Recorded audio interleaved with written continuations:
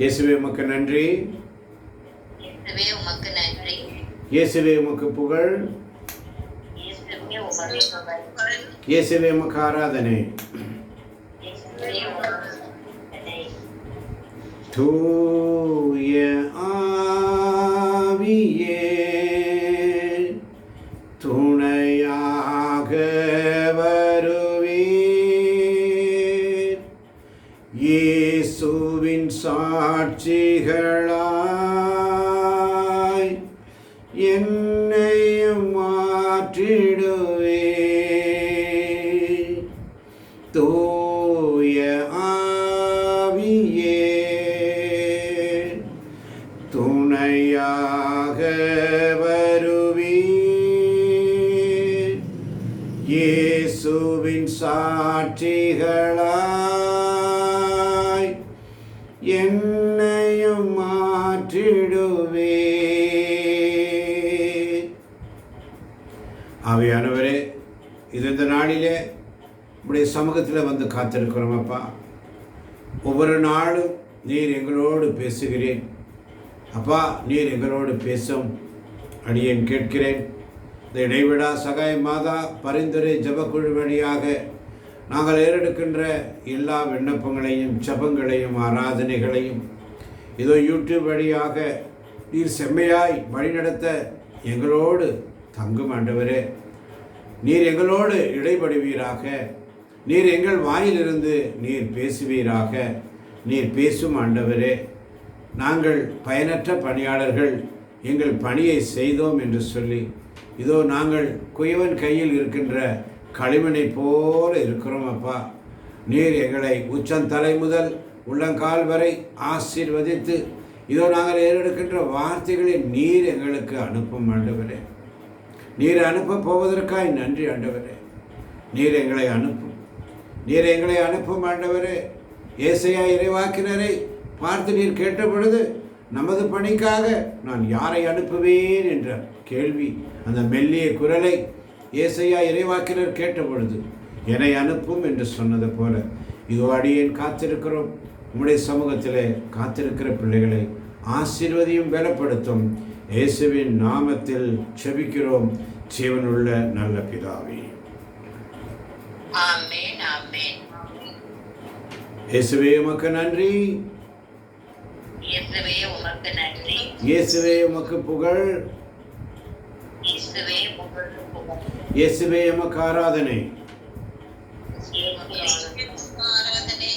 ஹல்லேலூயா ஹல்லேலூயா ஹல்லேலூயா. ஹல்லேலூயா. இந்த நாளில் சிந்தனைக்கு எரேமியா தீர்க்கதரிசி புஸ்தகம் 18ஆம் அதிகாரத்திலே குயவன் வீட்டில் எரேமியா தீர்க்கதரிசி குறித்து நாம் பார்க்கிறோம். எரேமியாவுக்கு ஆண்டவர் அருளிய வாக்கு வாசிக்கலாம். 1 முதல் 4 வரை உள்ள வசனங்களை ஒருவர். ஆமென். எரேமியாவுக்கு ஆண்டவர் அருளிய வாக்கு: நீ எழுந்து குயவன் வீட்டுக்கு போ, அங்கு என் சொற்களை நீ கேட்க செய்வேன். எனவே நான் குயவர் வீட்டுக்கு போனேன். அங்கு அவர் சுழல் வட்டை கொண்டு வேலை செய்து கொண்டிருந்தார். குயவர் தம் கையால் செய்த மண்கலம் சரியாக அமையாத போதெல்லாம் அவர் அதை தம் விருப்பப்படி வேறொரு களமாக வடித்துக் கொண்டிருந்தார். எரேமியாவுக்கு ஆண்டவர் அருளிய வாக்கு: நீ எழுந்து குயவன் வீட்டுக்கு போ, அங்கு என் சொற்களை நீ கேட்க செய்வேன். எனவே நான் குயவன் வீட்டுக்கு போனேன்.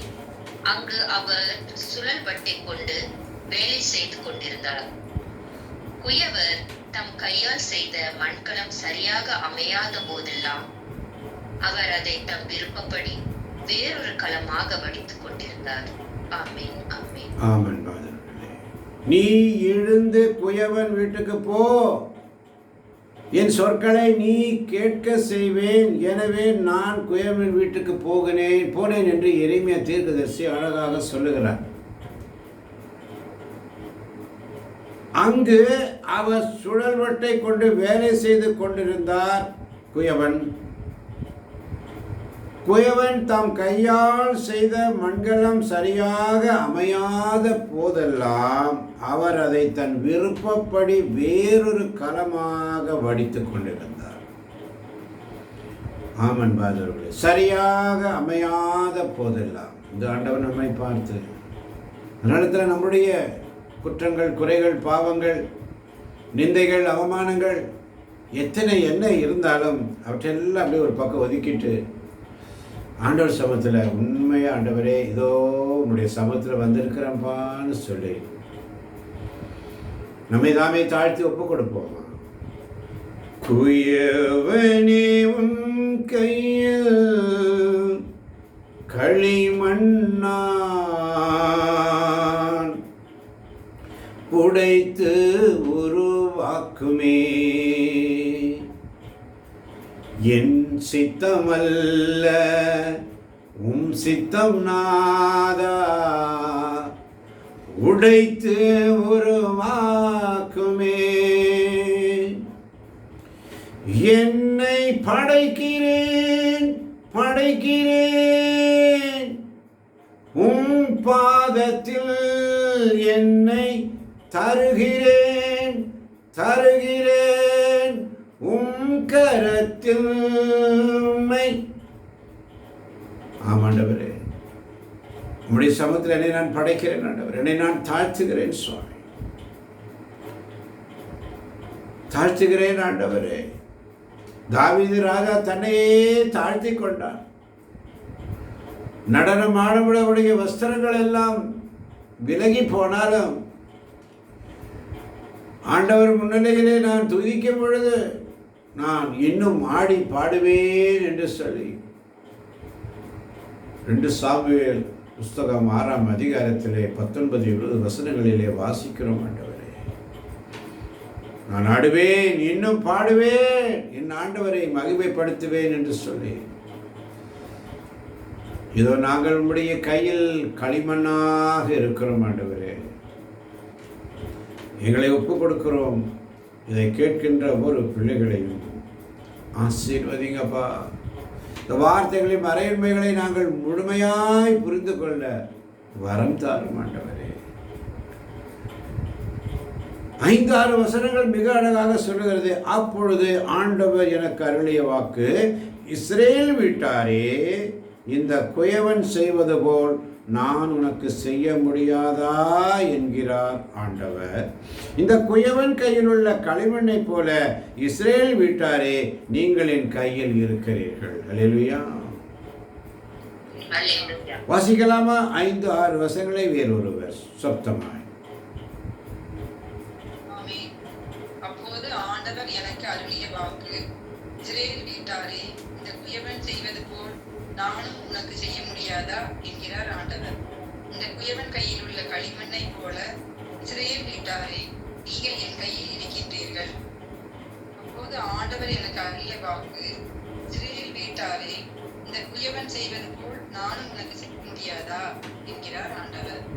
இந்த குயவன் கையில் உள்ள களிமண்ணை போல இஸ்ரேல் வீட்டாரே நீங்கள் என் கையில் இருக்கின்றீர்கள். ஆமென். ஆமன் பாதர்களே, ஆண்டவருக்கு பாருங்க, எரேமியாவை குயவன் வீட்டில் கொண்டு போயிட்டு காமிக்கிறார். குயவன் தன் கையால் செய்த மண்கலம் சரியாக அமையாத போதெல்லாம் அவர் அதை தன் விருப்பப்படி வேறொரு களமாக மடித்துக் கொண்டிருந்தார். அப்பதான் எரேமியாவுக்கு ஆண்டவருடைய வார்த்தை கொடுக்கப்படுகிறது. இஸ்ரேல் வீட்டாரே என்று நம்மை பார்த்து ஆண்டவர் சொல்றாரு, இந்த குயவன் செய்வது போல் நான் உனக்கு செய்ய முடியாதா? இந்த குயவன் செய்வது போல் நான் உனக்கு செய்ய முடியாதா? இந்த குயவன் கையில் உள்ள களிமண்ணை போல இஸ்ரேல் வீட்டாரே நீங்கள் என் கையில் இருக்கிறீர்கள். பல இடங்களிலே விவிலியத்திலே பார்க்கும் பொழுது பல பகுதியில் ஆண்டவர் குயவனோடு ஒரு குயவராக தம்மை ஒப்பிடுகிறார். அல்லேலூயா. அதுதான் ஏசாயா இறைவாக்கினர் புஸ்தகம் 29ஆம் அதிகாரம் 16ஆம் வசனம். 29ஆம் அதிகாரம் 16ஆம் வசனம் வேகமாய்.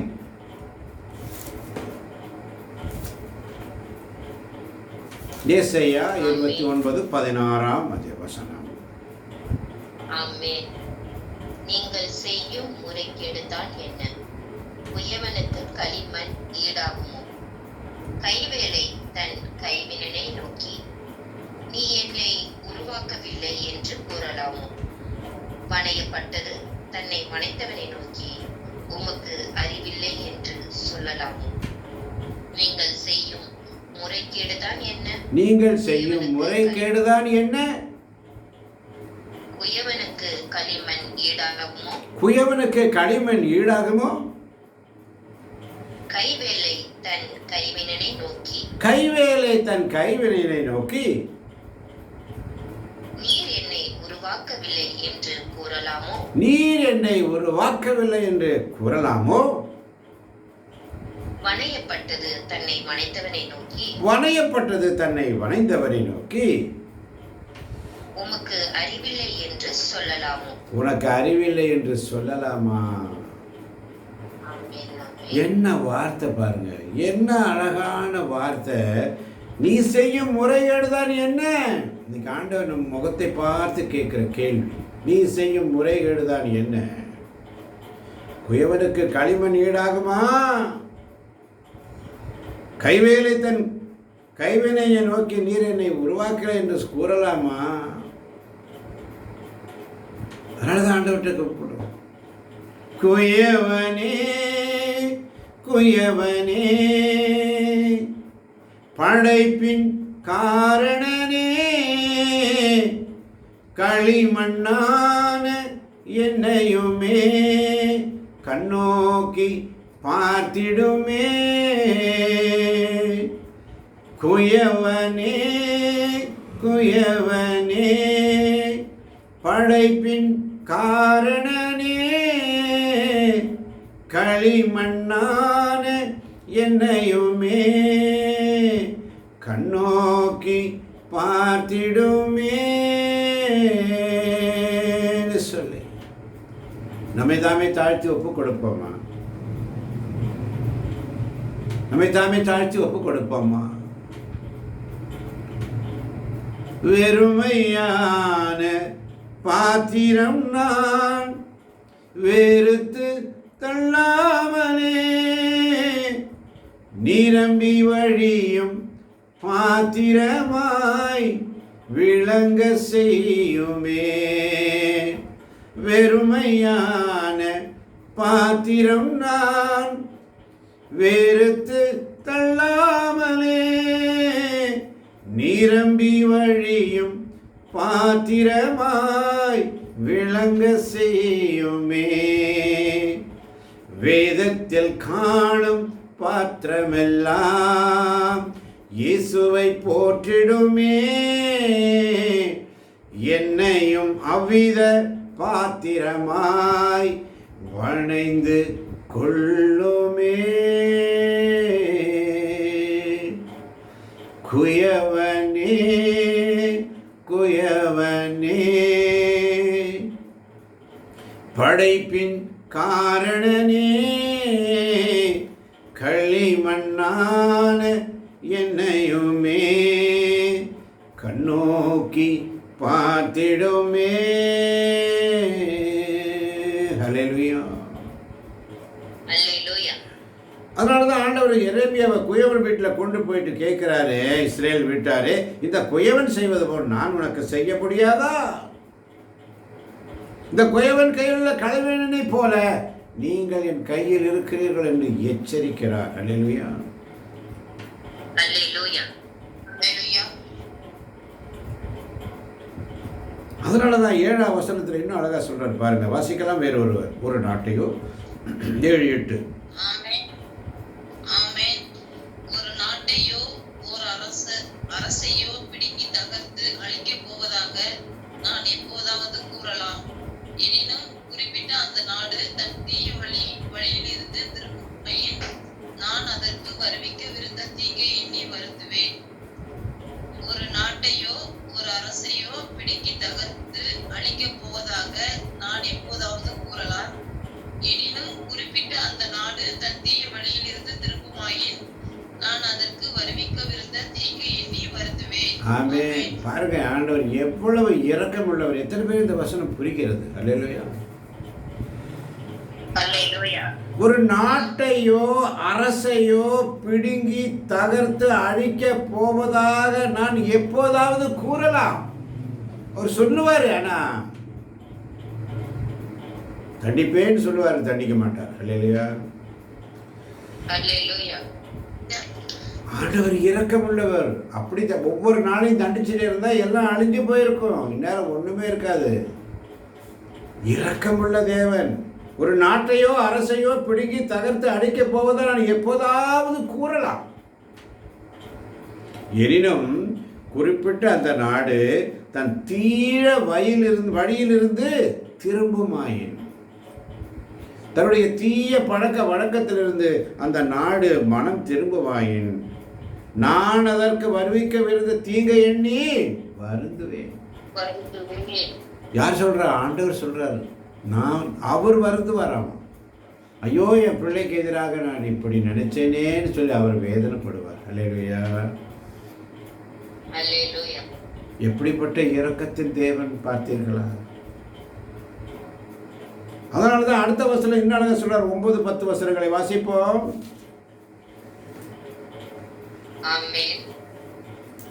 அதுபோல ஒரு நாட்டையோ அரசையோ கட்டி எழுப்பவும் நட்டு வளர்க்கவும் போவதாக நான் எப்போதாவது கூறலாம். மாறாக அது என் சொல்லுக்கு செவி கொடுக்காமல் என் கண் முன் தீமை செய்தால் நான் அதற்கு செய்ய போவதாக கூறியிருந்த நன்மையை எண்ணி வருந்துவேன். அதுபோல ஒரு நாட்டையோ அரசையோ கட்டி எழுப்பவும் நட்டு வளர்க்கவும் போவதாக நான் எப்போதாவது கூறலாம். மாறாக அது என் சொல்லுக்கு செவி கொடுக்காமல் என் கண் முன் தீமை செய்தால் நான் அதற்கு செய்ய போவதாக கூறியிருந்த நன்மையை எண்ணி வருந்துவேன். ஆமென். பாருங்க, 8ஆம் வசனம் சொல்றாரு, தன் தீய வழியிலிருந்து திரும்புமாயின் நான் அதற்கு வருவிக்க இருந்த தீங்கை எண்ணி அவர் வருந்துவேன்னு சொல்றார். அதுபோல நாட்டையோ அரசையோ கட்டி எழுப்பும் நட்டு வளர்க்கம் போவதாக நான் எப்போதாவது கூறலாம். மாறாக அது என் சொல்லுக்கு செவி கொடுக்காமல் என் கண்முன்னே தீமை செய்தால் அதற்கு செய்ய போவதாக கூறியிருந்த நன்மையை எண்ணி வருந்துவேன். அல்லேலூயா. பாருங்க, நன்மை தீமை குறித்த ஆண்டவர் எவ்வளவு தெளிவா இருக்காரு.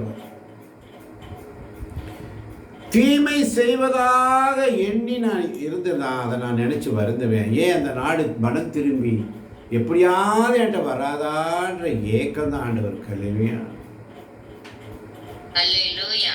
மாறாக என் சொல்லுக்கு செவி கொடுக்காமல் என் கண்முன்னே தீமை செய்தால் நான் அதற்கு செய்ய போவதாக கூறித நன்மையை எண்ணி அவர் வருந்துவார். உனக்கு இந்த ஆசீர்வாதத்தெல்லாம் கொடுக்கணும்னு ஆசைப்பட்டிருந்தேன்.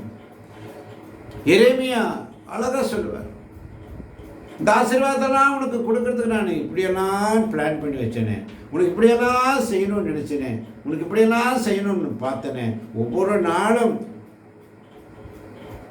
அதனால தான் எரேமியா தீர்க்கதரிசி 29:11 நான் உங்களுக்காக வகுத்திருக்கும் திட்டங்கள் எனக்கு தெரியும். வாசிக்கலாமா? எரேமியா 29:11 வேகமாய்.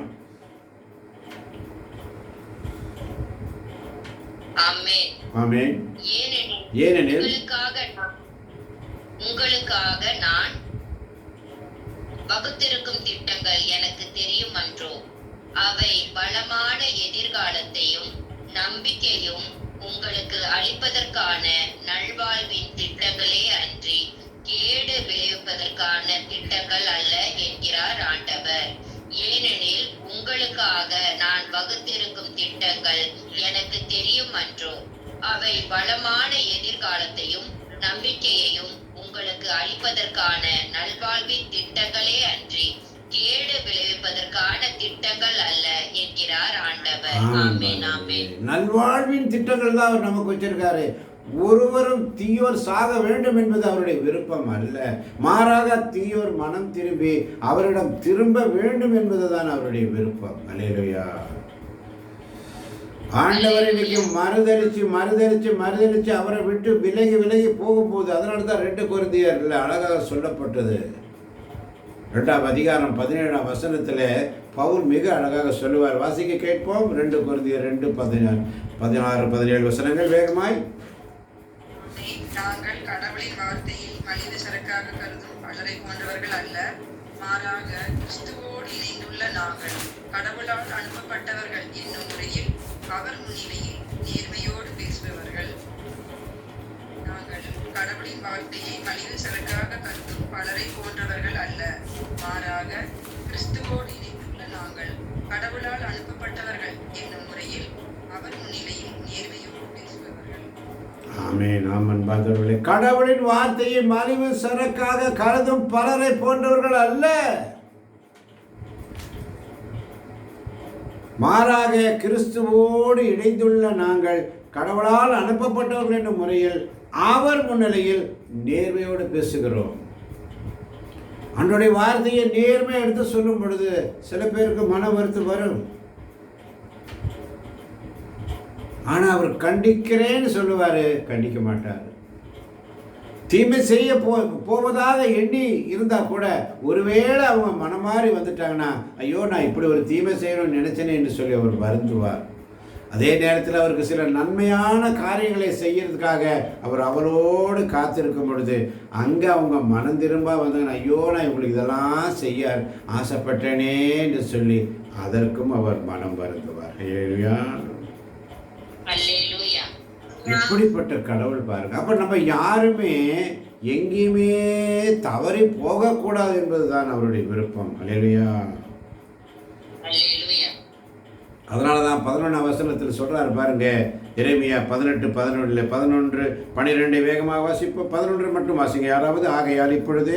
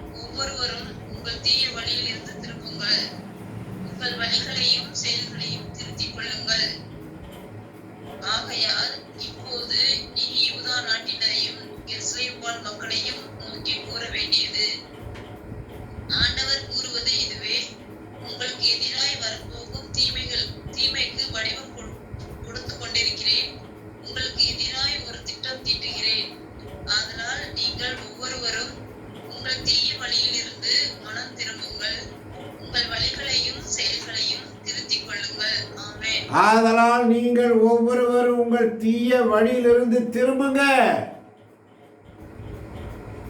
உங்கள் தீய வழிகளிலிருந்து திரும்புங்கள், உங்கள் வழிகளையும் செயல்களையும் திருத்திக் கொள்ளுங்கள். இல்லையா? இன்னைக்கு ஆண்டவர் நமக்கு எச்சரிக்கை கொடுக்கிறார். அதுதான் நேற்று அந்த உடன்படிக்கை பேழையை பார்த்தோம். தாவீது கொண்டு வரார். அந்த இடத்துல சவுலுடைய மகள் சொல்வதை பார்க்கிறோம். அவளுக்கு என்ன நிகழ்ந்தது என்பதை நாம் நேற்று புரிந்து கொண்டோம். சாகும் வரை அவளுக்கு குழந்தை பாக்கியம் இல்லை. ஆண்டவரை ஸ்துதிக்கிற பிள்ளைகளை, ஆண்டவரை ஆராதிக்கிறவங்களை அவமானப்படுத்தக்கூடாது. உன்னை தொடுகிறவன் என் கண்மணியை தொடுகிறான். உண்மையாய் ஆண்டவருக்கு ஊழிய செய்கிற பிள்ளைகள் மலிவு சரக்காக கருதுபவர்கள் அல்ல என்று தூய பவுல் சொல்வதை போல. ஆனால் 12ஆம் வசனம் இன்னும் அழகா சொல்லுகிறது. அவர்களோ, வேறு ஒருத்தர் வாசிக்கலாம், இதெல்லாம் சொல்லி அவர்களோ இதெல்லாம் சொல்லி பயனில்லை, எங்கள் திட்டப்படியே நாங்கள் நடப்போம், நாங்கள் ஒவ்வொருவரும் எங்கள் தீய இதயத்தின் பிடிவாதப்படியே செயல்படுவோம் என்பார்கள். அவர்களோ இதெல்லாம் சொல்லி பயனில்லை, எங்கள் திட்டப்படியே நாங்கள் நடப்போம், நாங்கள் ஒவ்வொருவரும் எங்கள் தீய இதயத்தின் பிடிவாதப்படியே செயல்படுவோம் என்பார்கள். இன்னைக்கு அப்படிதான் உலகத்துல பிரசங்கம் பண்றோம், சொல்றோம், இறைவார்த்தையை எடுத்து சொல்றோம், நம்ம கேட்கறதுக்கு. அதனால தான் தூய ஆவியார் திருச்சபைகள் சொல்வதை காது உள்ளவன் கேட்கட்டும் என்று வேகம் அழகாக சொல்லுகிறது.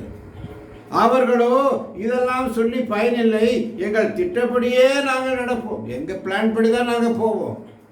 கர்த்தருடைய சமூகத்தில் உட்கார்ந்து அவருடைய வார்த்தையை கேட்பதற்கோ மனமில்லை, டைம் இல்லை, நேரம் இல்லை. தன்னுடைய வாழ்க்கையில் அதுக்குள்ளான பிஸி. அதுக்காக தான் ஓடிட்டு இருக்கோமே தவிர ஆண்டவருடைய வார்த்தையை தியானிப்பதற்கு, ரசித்து ருசித்து அதனுடைய மறை உண்மைகளை புரிந்து கொள்வதற்கு நமக்கு நேரமில்லை, மனமில்லை. அதனால தான் இன்னைக்கு நம்ம பல இன்னல்களுக்கு உள்ளாகிறோம் அன்பார்ந்தவர்களே. இதெல்லாம் சொல்லி பிரயோஜனம் இல்லை. எங்கள் திட்டப்படியே நாங்கள் நடப்போம். நாங்கள் ஒவ்வொருவரும் எங்கள் தீய இதயத்தின் பிடிவாதப்படி, அந்த பிடிவாதம், அதனால தான் இன்றைக்கி நம்ம உடம்புல இவ்வளோ நோய் நொடி நோக்காடு எல்லாருக்கும். யாரையும் மிச்சம் விட்டு வைக்கலாண்டு எல்லாருக்கும் உச்சம் தலை முதல் உள்ளங்கால் வரை நலமே இல்லை. ஏன் காரணம் என்ன? நமக்கு எல்லாருக்குமே பாடுகள் தான். ஏன் காரணம்? என்ன காரணம்? யாராவது சொல்ல முடியுமா? அதனால தான் எரேமியா தீர்க்கதரிசி புஸ்தகம் 7ஆம் அதிகாரம் 8ஆம் வசனம் அழகாக சொல்லுகிறது, நீங்களோ பயனற்ற ஏமாற்று சொற்களை நம்புகிறீர்கள்.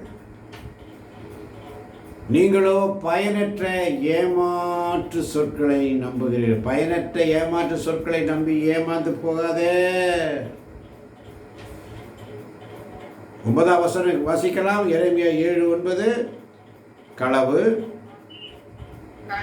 கொலை, விபச்சாரம் செய்கிறீர்கள், பொய்யானை இடுகிறீர்கள், பாகாலுக்கு தூபம் காட்டுகிறீர்கள், நீங்கள் அறியாத வேற்று தெய்வங்களை வழிபடுகிறீர்கள். ஆமென். விபச்சாரம் செய்கிறீர்கள், பொய்யானை இடுகிறீர்கள், பாகாலுக்கு தூபம் காட்டுகிறீர்கள், நீங்கள் அறியாத வேற்று தெய்வங்களை வழிபடுகிறீர்கள். ஆமென். அறியாத வேற்று தெய்வங்களுக்கு வழிபாடு. இன்னைக்கு சிலை வழிபாடு, எல்லா வழிபாட்டுக்கும் அதுக்கு முக்கியத்துவம் கொடுக்குறோம். ஆண்டோடைய வார்த்தைக்கு முக்கியத்துவம் கொடுக்குறோமா? சற்று சிந்தித்து பாருங்க. ஆராதனைக்கு இடமில்லை, ஆராதனைக்கு நேரமில்லை. விழாக்கள், கொண்டாட்டங்கள், தேர் பவனிகள், அதற்கு நிறைய நேரம், அதுக்குண்டான பிளான், பயங்கரமான பிளான். ஆனால் ஆண்டோடைய வார்த்தையை எடுத்து சொல்ல, ஆண்டோடைய வார்த்தையை போதிக்க, ஆண்டோடைய மாற்றையை மற்றவர்களுக்கு எடுத்து கற்பிக்க இன்று நமக்கு நேரம் இல்லை. அதனால தான் 11ஆம் வசனத்தில் அழகா சொல்றாங்க. எரேமியா 7:11, என் பெயர் விளங்கும் இந்த கோவில்,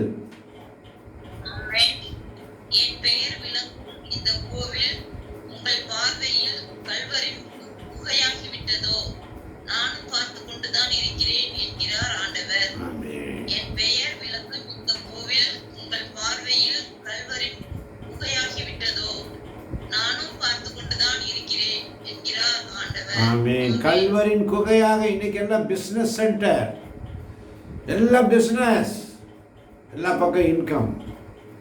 ஆண்டோடைய வார்த்தை ஆண்டவர் அழகா சொல்றார், என் பெயர் விளங்கும் இந்த கோவில் உங்கள் பார்வையில் கல்வரின் குகையாகிவிட்டதோ. அதனால தான் மிக அழகாக இன்றைக்கு எரேமியா 18ஆம் அதிகாரத்தில் நாம் வாசித்தோம். குயவன் வீட்டில் எரேமியாவை கொண்டு போய் ஆண்டவர் காட்டுறார். ஆமன் பார்த்துருக்கிறார். அதனால தான் ரோமர் கேஜிய திருமுகம் 9ஆம் அதிகாரம் 20-21 வசனங்கள். ரோமர் 9:20-21 வசனங்கள். மனிதர்களே, கடவுளை எதிர்த்து பேச நீங்கள் யார்? உருவாக்கப்பட்ட பொருள் தன்னை உருவாக்கியவரிடம் ஏன் என்னை இவ்வாறு செய்தாய் என கேட்குமோ? ஒரே களிமண்ணை பிசைந்து மதிப்புள்ள கலனையோ மதிப்பற்ற கலனையோ பணைய குயவனுக்கு உரிமை இல்லையா? மனிதர்களே, கடவுளை எதிர்த்து பேச நீங்கள் யார்? உருவாக்கப்பட்ட பொருள் தன்னை உருவாக்கியவரிடம் ஏன் என்னை இவ்வாறு செய்தாய் என கேட்குமோ? ஒரே களிமண்ணை பிசைந்து மதிப்புள்ள கலனையோ மதிப்பற்ற கலனையோ மனைய குயவனுக்கு உரிமை இல்லையா? ஆமென். ஆமென். ஆமென். ஒரே களிமண்ணை பிசைந்து மதிப்புள்ள கலனையோ மதிப்பற்ற கலனையோ மனைய குயவனுக்கு உரிமை இல்லையோ?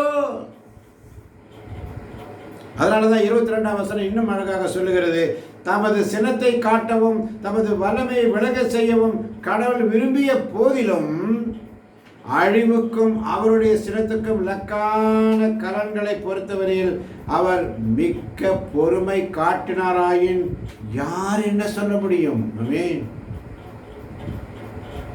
ஆமென். 23ஆம் வசனத்தை வாசிப்பாருங்க. ரோமர் 9:23. அவரது இரக்கத்திற்கு உரிதான கலன்கள் மாற்றி பெற வேண்டும் என்று முன்னேற்பாடு செய்திருந்தார்.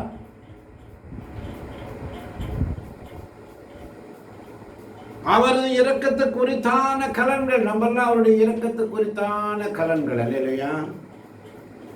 அல்லேலூயா. அதனாலதான் ஆண்டவர் நம்மை முன் குறித்திருந்தார், முன் அறிந்திருந்தார், முன் குறித்தார், அழைத்தார், ஏற்புடையவராக்கினார், மாட்சியில் பங்கு பெற செய்தார், அவருடைய பணிக்காக நம்மை தயார் செய்தார். அல்லேலூயா. அல்லேலூயா.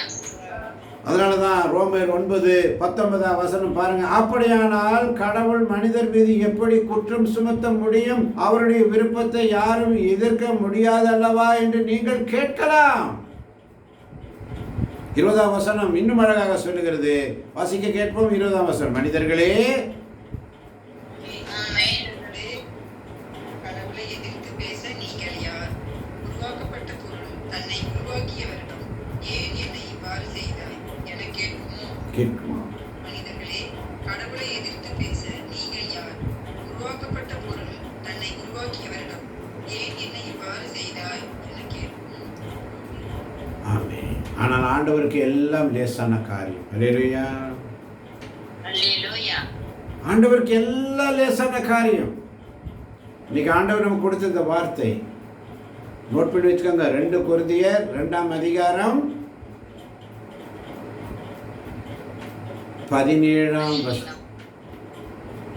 2 கொரிந்தியர் 2ஆம் அதிகாரம் 17ஆம் வசனம். மறந்து போகாதீங்க, வாசிக்கலாம். 2 கொரிந்தியர் 2:17 மீண்டும் ஒரு முறையாக சத்தமாய். ஆமென். நாங்கள் கடவுளின் வார்த்தையை மலிவு சரக்குக்காக கருதும் பலரை போன்றவர்கள் அல்ல, மாறாக கிறிஸ்துவோடு இணைந்துள்ள நாங்கள் கடவுளால் அனுப்பப்பட்டவர்கள் என்னும் முறையில் அவர் முன்னிலையில் நேர்மையோடு பேசுபவர்கள். ஆமென். நாங்கள் ஆமென். வேறொருத்தர் வாசிக்கலாம். ஆமென். நாங்கள் கடவுளின் வார்த்தையை மலிவு சரக்காக கருதும் பலரை போன்றவர்கள் அல்ல, மாறாக கிறிஸ்துவோடு இணைந்துள்ள நாங்கள் கடவுளால் அனுப்பப்பட்டவர்கள் என்னும் முறையில் அவர் முன்னிலையில் நேர்மையோடு பேசுபவர்கள். ஆமென். ஆமென். ஆமென். சரக்காக, மலிவு சரக்காக உணர்ந்து கொள்ளுங்கள். என்ன பதிவாய்ச்சோ அதான் வெளியில் வரும். அந்த உள்ளத்தின் சிந்தனை, உள்ளத்தின் நிறைவு தான் வாய் பேசும். இந்த பதிவு, ஒரு வார்த்தை, ஒரு சிற்றெழுத்தோ ஒரு புள்ளியோ மாறக்கூடாது. ஆமன் வாழ்ந்தவர்களே. ஆனால் ஆண்டவருக்கு எல்லாம் லேசான காரியம் இந்த நாளிலே. அதனால தான் ரோமர் 10ஆம் அதிகாரம் 8ஆம் வசனம் மிக அழகாக சொல்லுகிறது. அதில் சொல்லி இருப்பது போல வார்த்தை உனக்கு மிக அருகில் உள்ளது. வசிக்கலாம். ரோமர் 10:8. அதில் சொல்லி இருப்பது போல, சொல்லி இருப்பது இதுவே, வார்த்தை உனக்கு மிக அருகில் உள்ளது, உன் வாயில் உள்ளது, உன் இதயத்தில் உள்ளது, இதுவே நீங்கள் நம்பிக்கை கொள்ள வேண்டும் என்று நாங்கள் பறைசாற்றும் செய்தியாகும். அல்லேலூயா. அல்லேலூயா. அதனாலதான் ரோமர் 9ஆம் அதிகாரம் 30ஆம் வசனம் இன்னும் அழகாக சொல்லுகிறது. அப்படியானால் என்ன சொல்வோம்? பிற இனத்தார் கடவுளுக்கு ஏற்புடையவர்கள் ஆவதற்காக முயற்சி செய்த போதிலும் அவருக்கு ஏற்புடையவர்கள் ஆக்கப்பட்டார்கள், செய்யாத போதிலும். பிற இனத்தார் என்ன செய்றாங்க? அப்படியானால் என்ன சொல்லுவோம்? பிற இனத்தார் கடவுளுக்கு ஏற்புடையவர்கள் ஆவதற்காக முயற்சி செய்யாத போதிலும் அவருக்கு ஏற்புடையவர்களாக ஆக்கப்பட்டார்கள். அப்படி ஆக்கப்பட்டது அவர்கள் கொண்டிருந்த நம்பிக்கையால் தான். அல்லேலூயா. இன்னைக்கு நமக்குள்ள என்ன நம்பிக்கை இருக்கிறது? கத்தோலிக்க கிறிஸ்தவர்களுக்குள்ள என்ன நம்பிக்கை இருக்கிறது? நம்முடைய வேத வாசிப்பு எந்த நிலையில் இருக்கிறது? வேத வாசிப்பை நான் எந்த இடத்துல சிந்திக்கிறோம், எங்க நடக்கிறோம், எங்க அதைப்படி பார்க்கிறோம் என்பது சிந்தனை என்னை ஆவியாளர் நமக்கு கொடுக்கிறார். அதனால தான் 31ஆம் வசனத்தில், ஆனால் கடவுளுக்கு ஏற்புடையவர்களாக மாறி இஸ்ரேல் மக்கள் திருச்சட்டத்தை கடைபிடிக்க முயற்சி செய்த போதிலும் அவர்கள் வெற்றி பெறவில்லை. அல்லேலூயா. அல்லேலூயா. இதன் காரணம் என்ன? அவர்கள் நம்பிக்கையை அடிப்படையாக கொள்ளாமல் செயல்களின் அடிப்படையில் முயற்சி செய்தார்கள். நம்பிக்கையின் அடிப்படையில் முயற்சி செய்யல. அவர்கள் நம்பிக்கையை அடிப்படையாக கொள்ளவில்லை, செயல்களின் அடிப்படையில் முயற்சி செய்தார். எனவே தடைகளின் மேல் தடிக்கு விழுந்தார்கள். அல்லேலூயா. ஆண்டோட சமூகத்தில் உண்மையாயிரு. வார்த்தையை உண்மையா மலிவு சரக்கா நினைச்சிட்டு இருக்காத. ஏதோ வந்தோம் ஏதோ போனோம் என்று இல்லாமல் ஆண்டவரத்தை நம்மை தாமே தாழ்த்தி ஒப்பு கொடுப்போம். ஆண்டவருக்கு எல்லாம் லேசான காரியம். ஆண்டவரே, எங்களுக்குள்ள இருக்கிற இந்த பலவீனங்களை மாற்றும். ஆண்டவரே, நாங்கள் உங்களுடைய கரங்களில் இருக்கிறோம், களிமண்ணாக இருக்கிறோம், ஒன்றுக்கு உதவாத களிமண்ணாக இருக்கிறோம். எங்களை தாழ்த்துக்கிறோம் ஆண்டவரே. ஒன்றுக்கு உதவாத களிமண்ணாக நாங்கள் இருக்கிறோம். எங்களை நீர் பிசைந்து ஒரு வாக்கும் ஆண்டவரே படைக்கிறேன். ஆண்டவர், உம் சித்தத்தை நிறைவேற்ற இதோ நாங்கள் அடியேன் காத்திருக்கிறோம். அப்பா, நாங்கள் ஒன்றுக்கும் அறியாத களிமண்ணாக இருக்கிறோம். உமக்கு எல்லாம் லேசான காரியம். பெலனுள்ளவன் பெலனற்றவன், பெலனுள்ளவன் பெலன் இல்லாதவன், யாராயிருந்தாலும் உதவிகள் செய்வது லேசான காரியம். என் இயேசுவுக்கு லேசான காரியம். மண்ணை பிசைந்து மனிதனை படைப்பது லேசான காரியம். மண்ணான மனுவுக்கு மன்னாவை கொடுப்பதும் லேசான காரியம். என் இயேசுவுக்கு லேசான காரியம். ரோமேயருக்கு எழுதிய திருமுகம் 9ஆம் அதிகாரம் 13ஆம் வசனம் மிக அழகாக செல்லும். வாசிக்க கேட்போம். ரோமர் 9:13 வசனம்.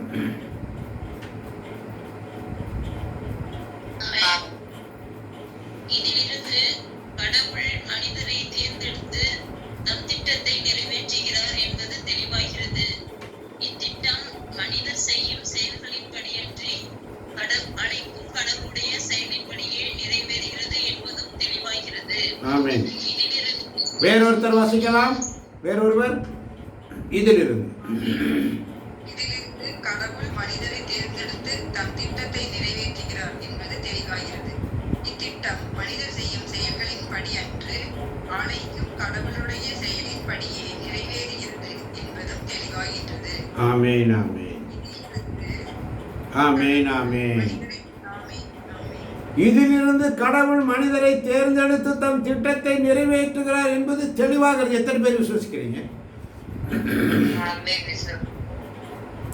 இத்திட்டம் மனிதர் செய்யும் செயல்களின் படியன்றி அழைக்கும் கடவுளுடைய செயலின்படியே நிறைவேறுகிறது என்பதும் தெளிவாகிறது. அப்படியானால் என்ன சொல்வோம்? 14ஆம் வசனம் வாசிக்க கேட்போம். யாராவது ஒருவர். அப்படியானால் என்ன சொல்வோம்? கடவுள் நேர்மையற்றவரா? ஒருபோதும் இல்லை. அப்படியானால் என்ன சொல்வோம்? கடவுள் நேர்மையற்றவரா? ஒருபோதும் இல்லை. ஆமென். ஆமென். ஆமென். ஏனெனில் அவரே மோசேயிடம், தொடர்ந்து வாசிப்போம் 15ஆம் வசனம். ஆமென். ஏனெனில் அவரே மோசேயிடம், யார் யாருக்கு இரக்கம் காட்ட விரும்புகிறேனோ அவர்களுக்கு இரக்கம் காட்டுவேன், யார் யாருக்கு பரிவு காட்ட விரும்புகிறேனோ அவர்களுக்கு பரிவு காட்டுவேன் என்றார். ஏனெனில் அவரே மோசேயிடம், யார் யாருக்கு இரக்கம் காட்ட விரும்புகிறேனோ அவர்களுக்கு இரக்கம் காட்டுவேன், யார் யாருக்கு பரிவு காட்ட விரும்புகிறேனோ அவர்களுக்கு பரிவு காட்டுவேன் என்றார். ஆமென். யார் யாருக்கு இரக்கம் காட்ட விரும்புகிறவர்களுக்கு இரக்கம் காட்டுவேன், யார் யாருக்கு பரிவு காட்ட விரும்புகிறவர்களுக்கு பரிவு காட்டுவேன். 16ஆம் வசனம் இன்னும் அழகாக சொல்கிறது. வேறு ஒருவர் வாசிக்கலாம். 16ஆம். ஆகவே சப்தமாய் ஆமென். ஆகவே மனிதர் விரும்புவதாலோ உழைப்பதாலோ எதுவும் ஆவதில்லை, கடவுள் இரக்கம் காட்டுவதாலேயே எல்லாம் ஆகிறது. ஆகவே மனிதர் விரும்புவதாலோ உழைப்பதாலோ எதுவும் ஆவதில்லை, கடவுள் இரக்கம் காட்டுவதாலேயே எல்லாம் ஆகிறது. ஆமென். ஆமென். மனிதர் விரும்புவதாலோ உழைப்பதாலோ எதுவும் ஆவதில்லை, கடவுள் இரக்கம் காட்டுவதாலேயே எல்லாம் ஆகிறது என்ற சிந்தனையோடு ஆமன் பார்த்தவர்களே, ஒவ்வொரு நாளுடைய சமூகத்தில். அதனால தான் ரோமருக்கு எழுதி திரும்பவும் 9ஆம் அதிகாரம் 21ஆம் வசனத்தை சொல்றா பாருங்க. ஒரே களிமண்ணை பிசைந்து மதிப்புள்ள கலனையோ மதிப்பற்ற கலனையோ வணைக்க குயவனுக்கு உரிமை இல்லையா?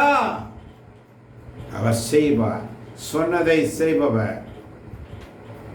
ஆமன் பார்த்தவர்களே, இந்த நாளின் சிந்தனைக்கு நமக்கு கொடுக்கப்பட்ட இந்த வார்த்தைகளை தியானிப்போம். தொடர்ந்து ஆண்டவர் சமூகத்திலே காத்திருப்போம். அருமையான தலைப்பிலே கடவுள் அழகாக சொல்லுகிறார். யார் யாருக்கு இரக்கம் காட்ட விரும்புகிறேனோ அவர்களுக்கு இரக்கம் காட்டுவேன், யார் யாருக்கு பரிவு காட்ட விரும்புகிறேனோ அவர்களுக்கு பரிவு காட்டுவேன்.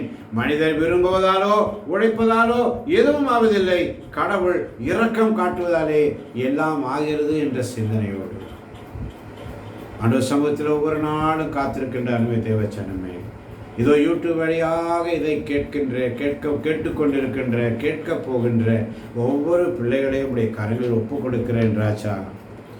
எங்கள் மனக்கண்களை திறந்தரலாம், அகக்கண்களை திறந்தரலாம், உள்ள கதவை திறந்தரலாம்.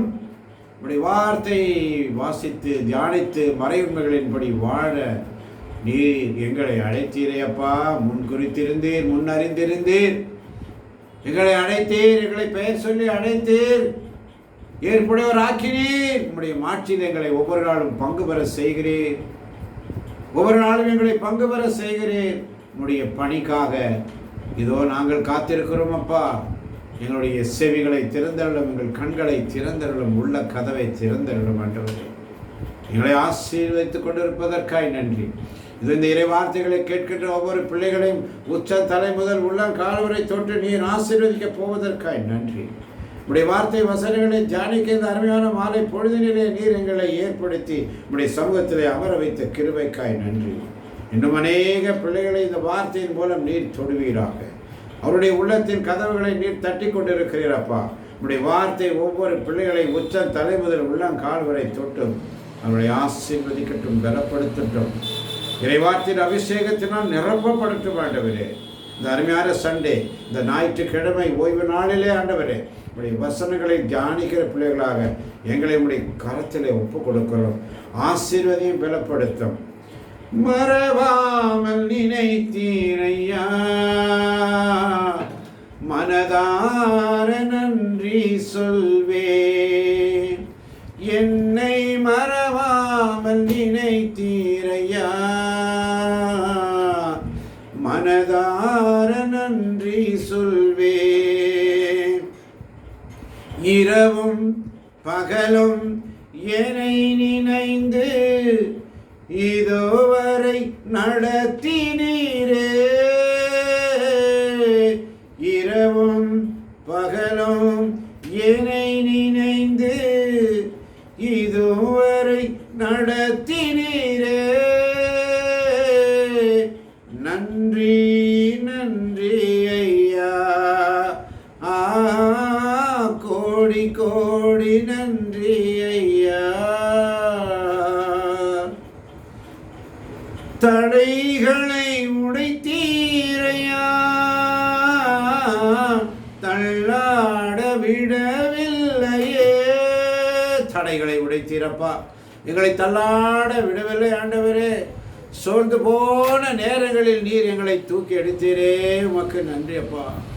சோர்ந்து போன நேரங்களில் நீர் எங்களை தூக்கி எடுத்து உடைய திருப்பாதம் அமர வைத்த கிருபைக்காய் நன்றி செலுத்துகிறோம்.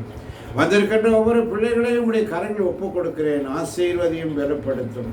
இந்த நாளின் செய்தி நீர் எங்களுக்கு கொடுத்தீரே அப்பா. உம்முடைய இரக்கத்திற்கு உரித்தான கலன்கள் மாற்றி பெற வேண்டும் என்று நீர் முன்னேற்பாடு செய்திருந்தீர். அதோ அந்த கலன்களை பொறுத்தவரை அவர் தமது அளவற்ற மாட்சியை வெளிப்படுத்த விரும்பினார் என்று நாங்கள் இதோ ரோமேற்கு எழுதிய திருமுகத்திலே நாங்கள் வாசித்தோம். ஆண்டவரே, இதோ என் மக்களே அல்லாதவரை நோக்கி என் மக்கள் நீங்கள் என அழைப்பேன், கருணை பெறாதவருக்கு கருணை காட்டுவேன் என்று ஓசையா நூலில் எழுதப்பட்டுள்ளது போல ஆண்டவரே, வார்த்தை உனக்கு மிக அருகில் உள்ளது, உன் வாயில் உன் இதயத்தில் உள்ளது, இதுவே நீங்கள் நம்பிக்கை கொள்ள வேண்டும் என்று நாங்கள் பறைசாற்றுகிறோம் என்று தூய பவுல் சொன்னதை போல ஆசீர்வதியும் பலப்படுத்தும் இயேசுவின் நாமத்தில் பிதாவே. ஆண்டவர் உங்களோடு இருப்பாராக. ஆண்டவரே இரக்கமாயிரும். கிறிஸ்துவே இரக்கமாயிரும். எல்லாவல்ல இறைவன் தந்தை மகன் தூயாவை நம் ஒவ்வொருவரின் உள்ளங்களையும் இல்லங்களையும் பிள்ளைகளையும் பிள்ளைகளின் நிறைவாக ஆசீர்வதிப்பாராக. ஆண்டவர் தருகின்ற சமாதானத்தை ஒருவருக்கு ஒருவர் அன்போடு பகிர்ந்து கொள்வோம். அனைவருக்கும் கிறிஸ்துவின் சமாதானம் உண்டாவதாக.